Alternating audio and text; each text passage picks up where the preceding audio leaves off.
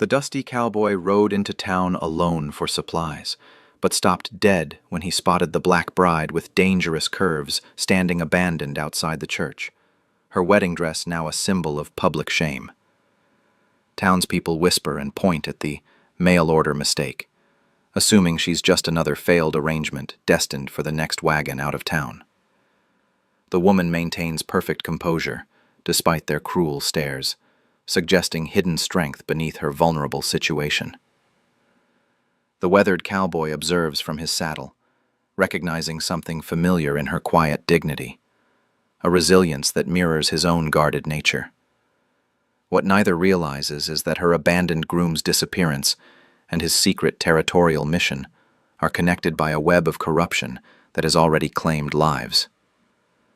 Will this chance encounter between two outcasts expose the dangerous truth? Or will they both become the next victims of a conspiracy that reaches the highest levels of power? Before we continue, comment where you are tuning in from. Perhaps we will publish a story there. 3 days earlier, Winona Renfro had stepped off the dusty stagecoach in Millbrook Valley, wearing her finest blue dress and carrying a worn leather satchel. The telegram in her pocket promised a new husband and a fresh start.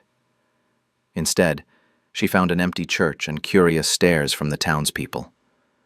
She waited at the boarding house. Hours turned to days. Her supposed groom never appeared. The whispers started immediately. Women pulled their children closer when she passed. Men looked through her as if she were invisible. The boarding house owner, Mrs. Caldwell, grew colder with each passing meal. By the third morning, patience had run thin throughout the town. Winona smoothed her wedding dress one final time and walked toward the general store. She needed supplies for the journey home, though she had little money left. The morning sun cast long shadows across the dusty main street as she pushed open the wooden door. The store fell silent. 3 women near the fabric display turned their backs. 2 men by the counter stopped their conversation mid-sentence. Store owner Bennett looked up from his ledger. His expression soured instantly. "We don't extend credit to your kind." Winona placed 3 silver coins on the counter. "I have money." You're welcome. Time to move along. I've done nothing wrong. Vagrancy is against town ordinances. Next stage leaves in 2 hours. A small crowd had gathered on the wooden sidewalk. Their faces showed a mixture of curiosity and contempt. Some nodded approval at Hayes' words. "She's been nothing but trouble since she arrived," Bennett called from his doorway. "Probably stole that dress," another voice added. Winona felt the familiar sting of assumptions and accusations. These people saw only what they expected to see. A failed mail-order bride, a woman without prospects or protection, someone to be discarded and forgotten. But they were wrong about almost everything.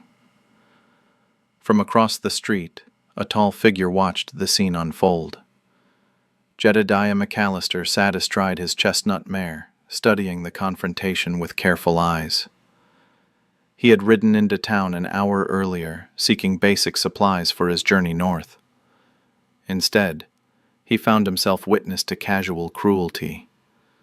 The woman in the wedding dress intrigued him. She faced the hostile crowd without flinching. Her posture remained straight, despite the verbal attacks. Most people would have broken under such public humiliation. Jed had seen similar strength before. In soldiers who refused to retreat. In settlers who survived impossible winters. In anyone who had learned that dignity was sometimes all you could control. Hayes stepped closer to the woman. "I said it's time to go. I'll leave when I'm ready." The deputy's hand moved toward his weapon. The crowd pressed closer, sensing potential drama. Jed recognized the dangerous shift in mood. He dismounted and crossed the street. "Is there a problem here?"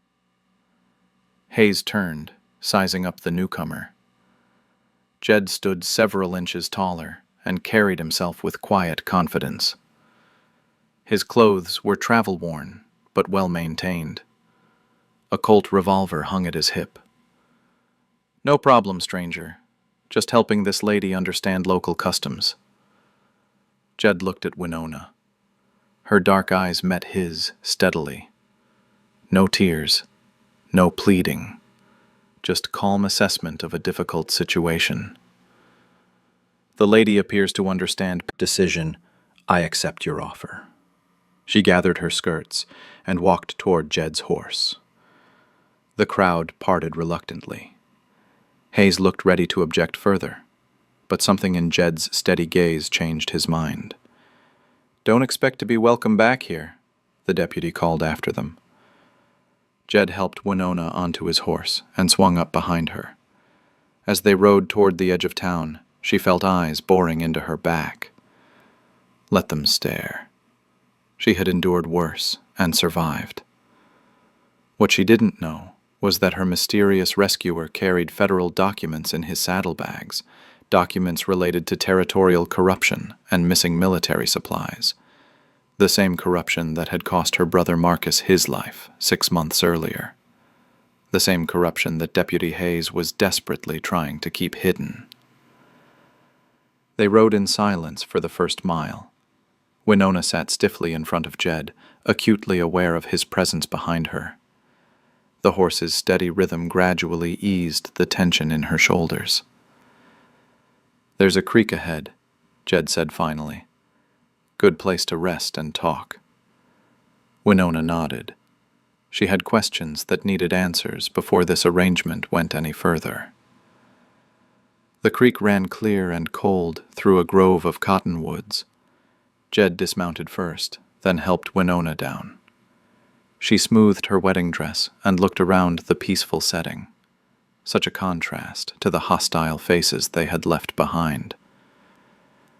"You didn't have to help me back there." Jed loosened his horse's saddle. "Didn't like the odds. 5 against 1 never bothered men before.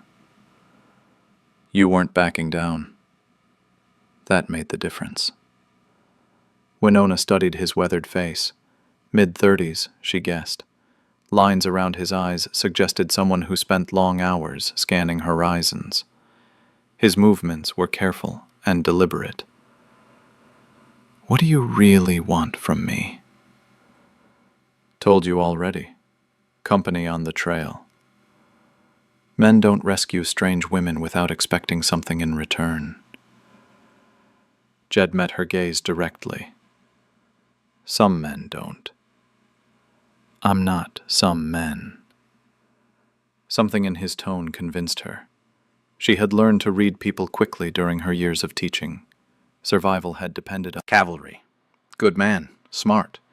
Asked the right questions." Asked questions about what? Supply shipments that never arrived. Equipment that disappeared from warehouses. Money that went missing from regiment funds. Jed's expression grew more serious. What happened to him? Official report says he fell from his horse during night patrol. Broke his neck. Winona's voice hardened. Marcus was the best rider in his unit. He didn't fall. You think someone killed him?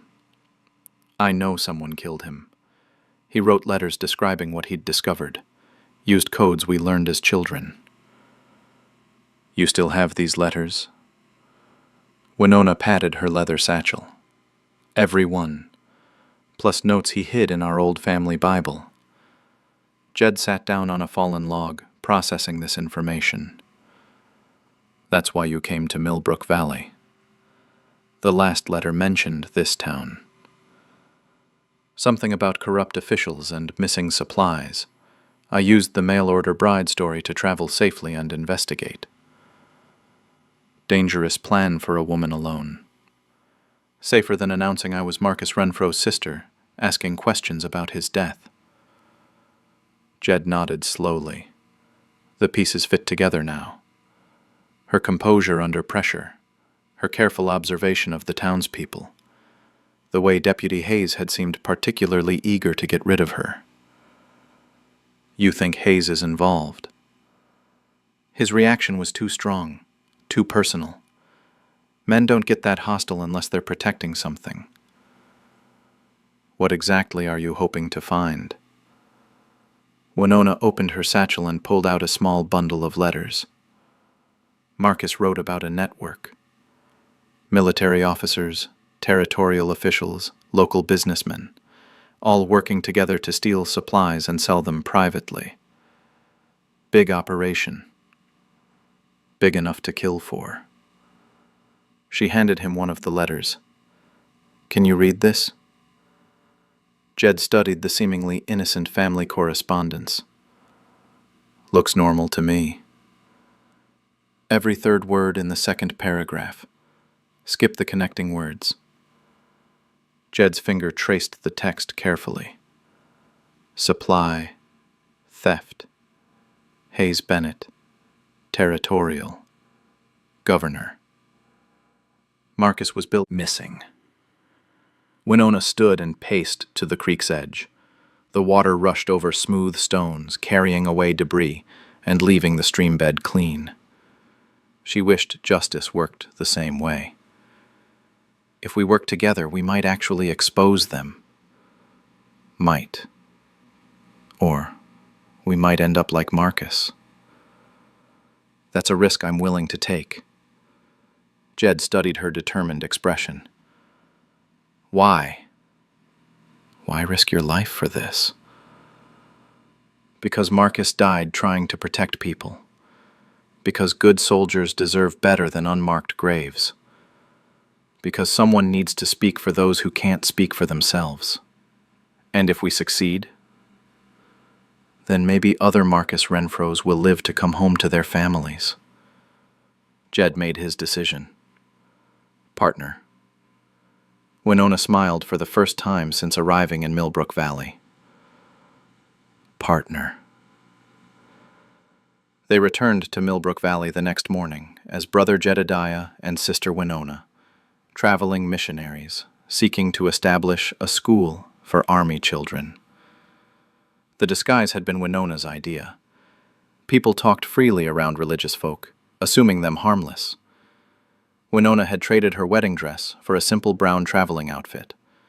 A white bonnet covered her hair. She carried a worn Bible and spoke softly about education and moral guidance. The transformation was remarkable. Jed wore his cleanest shirt and carried himself with the humble dignity of a frontier preacher. His gun remained hidden beneath his coat. They made a convincing pair. Their first stop was the boarding house. Mrs. Caldwell greeted them with suspicious politeness. "We don't usually accommodate your sort together." "Sister Winona is my cousin," Jed explained smoothly. "We're establishing schools throughout the territory." Money changed hands. Mrs. Caldwell's attitude softened considerably. "The Army base might be interested in your services. Lots of families there. We'd be grateful for an introduction." Within hours, their cover story had spread through town. The hostile looks toward Winona lessened slightly. A missionary's cousin deserved basic courtesy, even if grudgingly given. That afternoon, they visited Fort Collins. "Wanted to understand," Winona said softly. "Helps with the grieving process. His sister should know Marcus died, doing his duty." They left the fort with more questions than answers. Morrison's story sounded rehearsed, too neat, too convenient. That evening, they walked through the town cemetery. Winona found Marcus's grave in the military section. The headstone was simple. Name, rank, dates. Nothing about his character or sacrifice. "He deserves better," she whispered. Jed placed a hand on her shoulder. "He'll get it." A voice spoke from behind them. "You folks knew Marcus?" They turned to see an elderly black woman carrying fresh wildflowers. Her face showed the deep lines of hard-earned wisdom. "I'm Ruth Washington. My son serves with the 10th Cavalry." "We're missionaries," Jed explained. "His family asked us to pay respects." Ruth studied them carefully. Marcus was a good man, asked the right questions. "What kind of questions?" Ruth glanced around nervously. "The kind that get folks in trouble." "We're here to help his family understand what happened." "Can't talk here. Too many ears. Meet me at the old church ruins tomorrow after sunset." She placed her flowers on Marcus's grave and disappeared into the gathering dusk. The abandoned church sat on a hill overlooking town. Weeds grew through cracks in the foundation. Broken windows stared like empty eyes. Ruth waited in the shadows, her son beside her. "This is James," she said. "He rode with Marcus." James was young, maybe 20, with intelligent eyes and calloused hands. He kept glancing toward town as if expecting trouble. "Marcus was gathering evidence," James said quietly. "Supply theft. Someone selling military equipment to private buyers." "Who was involved?" "Started noticing things in the warehouse. Shipments that arrived but disappeared from inventory. Equipment marked as damaged when it was perfectly good." "Did Marcus keep records?" "Smart man. Documented everything. Times, dates, quantities." Winona felt excitement building. "Where are these records?" "Hidden." Marked Sister Winona's resemblance to someone he couldn't quite place. "We need to find that line shack today," Jed said as they prepared to leave town. "Too risky. Hayes might follow us."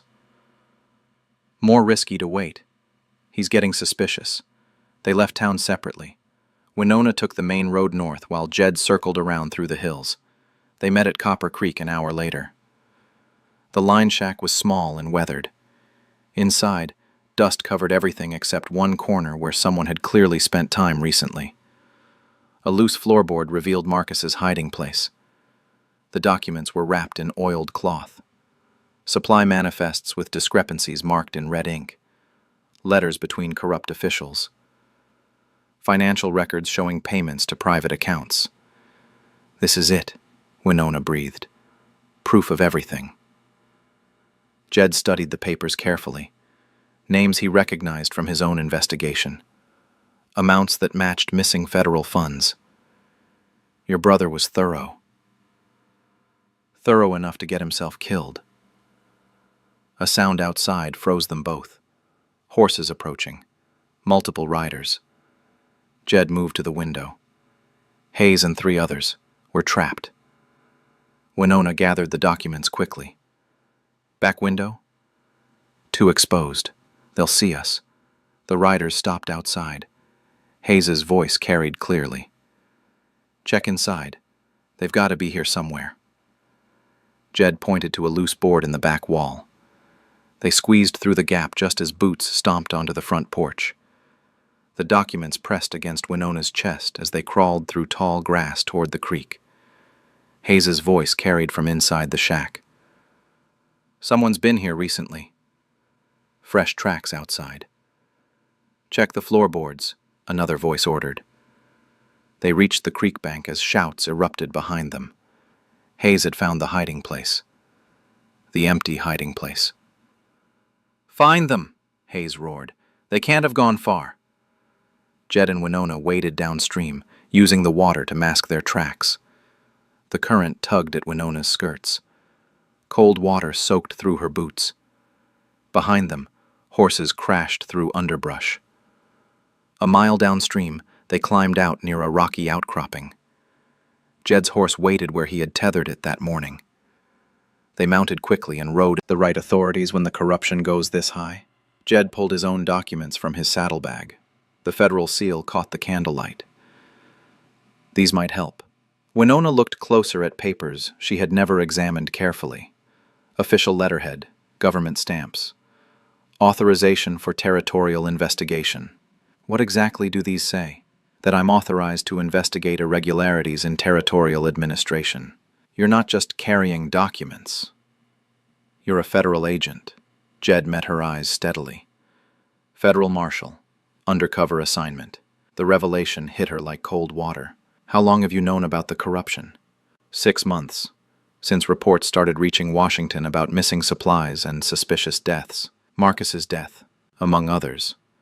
Your brother wasn't the first soldier to die asking the wrong questions. Winona felt anger building alongside relief. You've known all along what happened to him. Suspected. Couldn't prove it. That's why I'm here. Why didn't you tell me sooner? Needed to be sure you were who you claimed to be. Needed to verify your evidence. And now?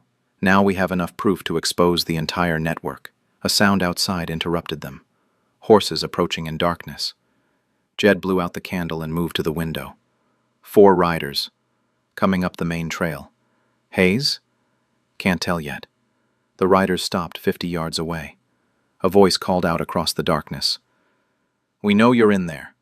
Come out with your hands visible. Jed recognized Hayes's voice. Back door. Move quietly. They gathered their belongings and crept toward the rear of the cabin. Moonlight revealed more riders surrounding the building. Hayes had brought enough men to cover all exits. You're surrounded, Hayes shouted. No point running anymore. Jed checked his revolver.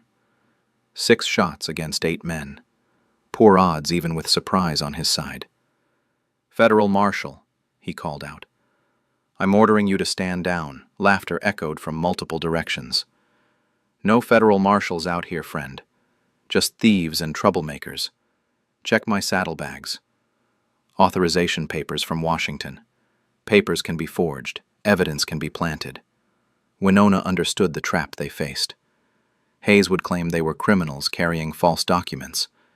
Dead criminals couldn't contradict his. They'll see us. Not if we create a distraction. What kind of distraction? Jed pointed to an oil lamp on the table. Mining camps burn easily. Winona nodded, understanding. They gathered the most critical documents and prepared to run. Jed lit the lamp and threw it against the front wall. Flames spread quickly across dry wooden planks. Shouts erupted from the surrounding riders. Fire! They're burning evidence. In the confusion, Jed and Winona slipped out the back door. Gunshots cracked behind them as they sprinted toward the creek.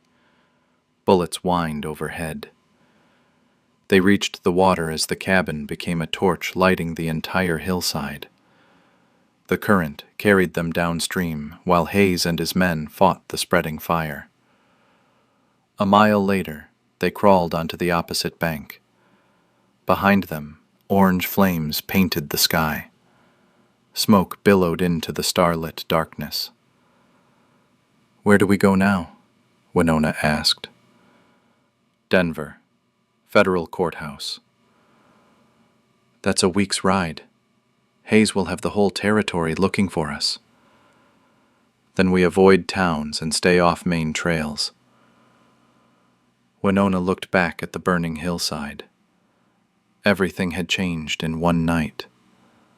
No more disguises. No more investigation. Now they were fugitives, carrying evidence that powerful men would kill to suppress.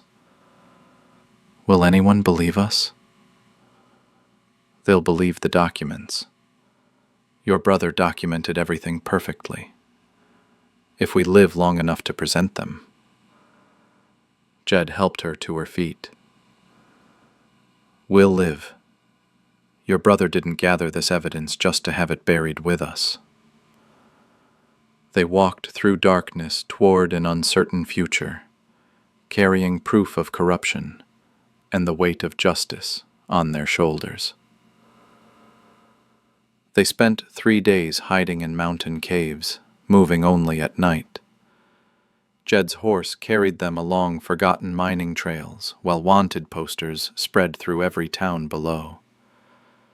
Hayes had painted them as dangerous criminals who had murdered a federal officer and stolen military secrets. The lies burned in Winona's chest, but she understood their power. Few people questioned questions. Why Hayes was so eager to get rid of the lady before she could talk to anyone. Why he knew exactly where to find you at the mining camp. Ruth stepped closer. Captain Morrison's getting nervous too. Been asking his sergeants about missing supplies. Word is spreading through the fort. Winona felt a spark of hope. The truth is coming out. Slowly, James warned, but Hayes still has official authority. Still has men with guns. We have something better, Jed said. He pulled out his federal documents. These prove I'm a legitimate marshal investigating territorial corruption. James studied the papers carefully. These look official. They are official. Washington sent me here 6 months ago. Ruth's eyes widened. You mean the government knows about the corruption? Suspects it. These documents prove it. Then why are you running? Why not arrest Hayes yourself? 1 marshal against 8 corrupt lawmen? I need backup from Denver. How long to get help? 2 weeks if I ride hard. James shook his head. Hayes won't wait 2 weeks. He's getting desperate. Talking about burning down the old church where folks have been meeting. What meetings? Families asking questions about their dead soldiers. Merchants complaining about missing supplies. People are starting to organize. Winona realized what was happening. He's going to silence the witnesses.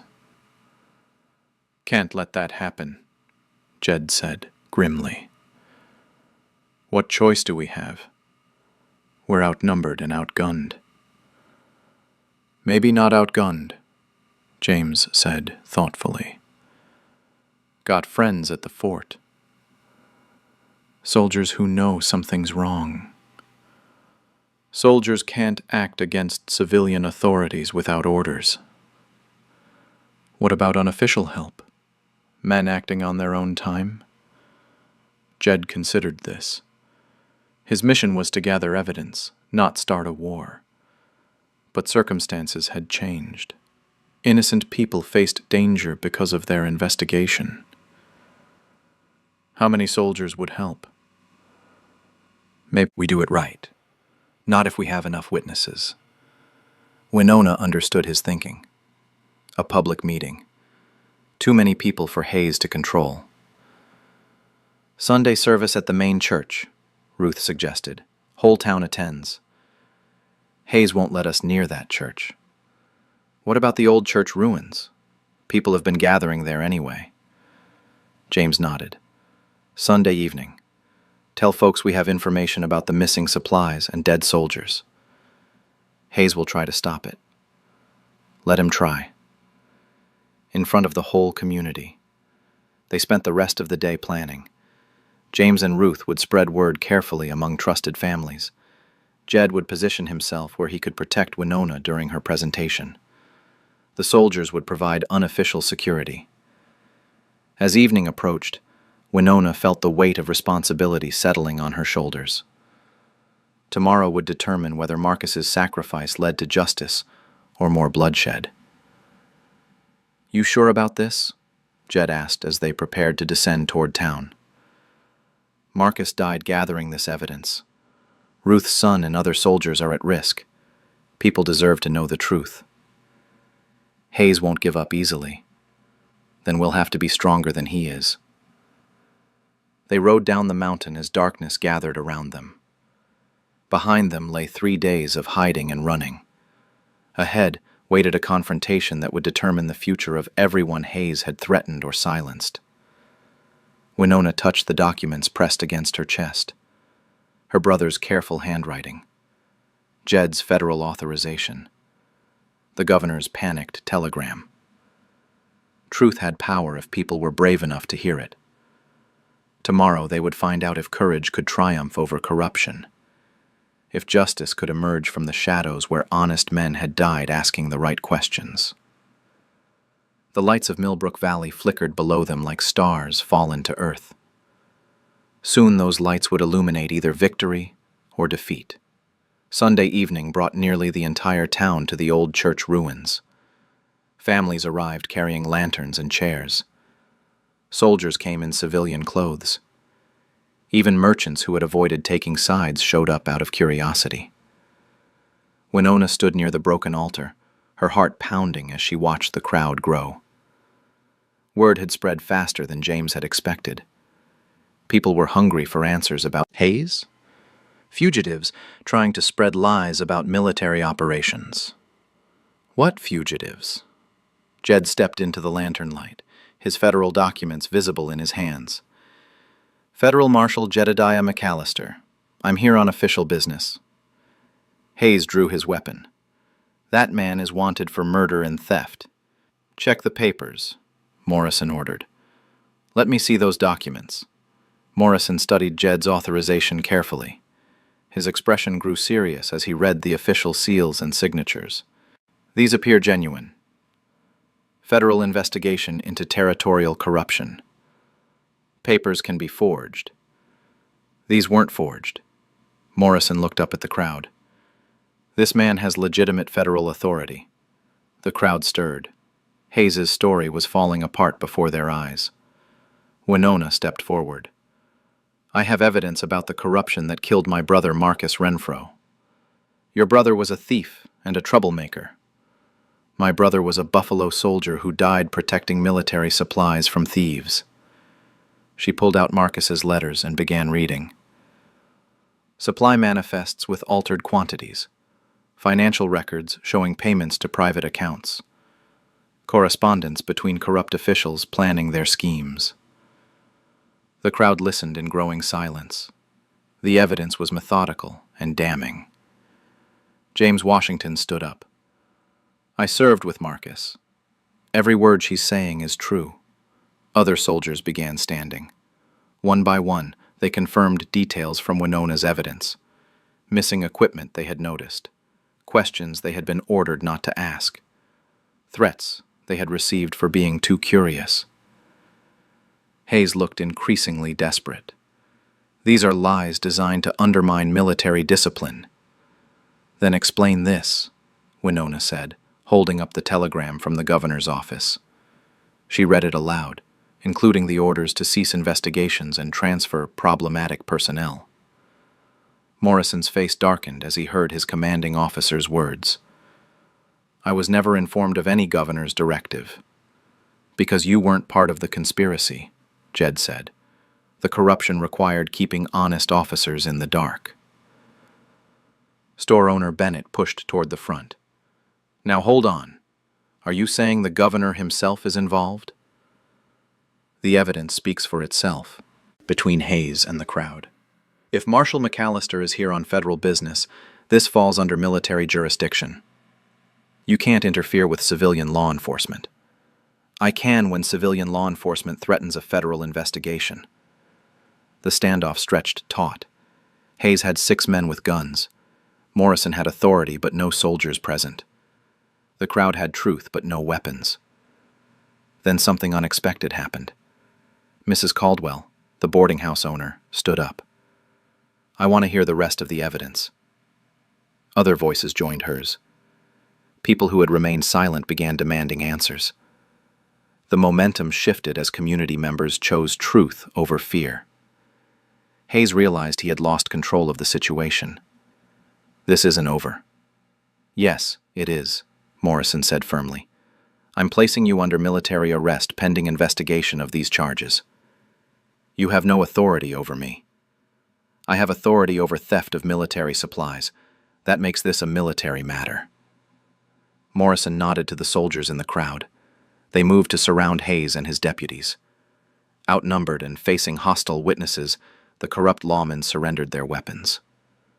Over the following weeks, federal investigators arrived from Denver. Winona's evidence provided the foundation for prosecutions that reached the territorial governor's office. Marcus's hidden documents proved systematic corruption involving dozens of officials. Captain Morrison personally led the investigation at Fort Collins. Hayes and his co-conspirators faced federal charges for theft, conspiracy, and murder. The trials drew attention from newspapers across the territory. Winona testified at each proceeding, her calm dignity and thorough preparation impressing judges and juries. She had transformed from dismissed mail-order bride to respected advocate for military families. The territorial government established new oversight procedures for military supplies. Marcus Renfro received posthumous honors as a soldier who died protecting federal property. His grave got a new headstone, listing his service record and commendations. 6 months after that evening at the church ruins, Winona and Jed were married in the same location. The ceremony drew families from across the territory, including many whose loved ones had been vindicated by their investigation. Ruth Washington served as matron of honor. James gave away the bride. Fear and justice had emerged from the shadows where honest soldiers had died asking the right questions.